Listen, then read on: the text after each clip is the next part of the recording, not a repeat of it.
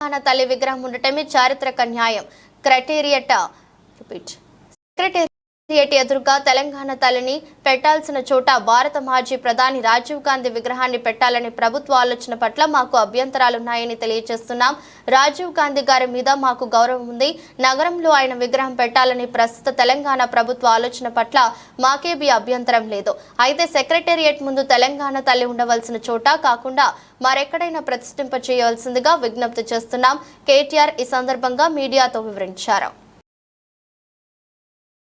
తెలంగాణ తల్లిని అక్కడే ప్రతిష్ఠించాలన్న ఉద్దేశంతో ఒక అద్భుతమైన ఐలాండ్ను కూడా అక్కడ క్రియేట్ చేయడం జరిగింది. ఇదివరకు అది లేదు, ఐలాండ్ అక్కడే క్రియేట్ చేయడం జరిగింది. చేసి ఆనాడు దశాబ్ది ఉత్సవాల్లోనే నిర్ణయం తీసుకున్నాం అక్కడ తెలంగాణ తల్లిని ప్రతిష్ఠించాలని. కానీ ఈరోజు కాంగ్రెస్ పార్టీ ఎంత కుసంస్కార పార్టీ అంటే, ఆ ముఖ్యమంత్రి జై తెలంగాణ అన్నాడు, అంబేద్కర్ విగ్రహానికి దండయ్యాడు.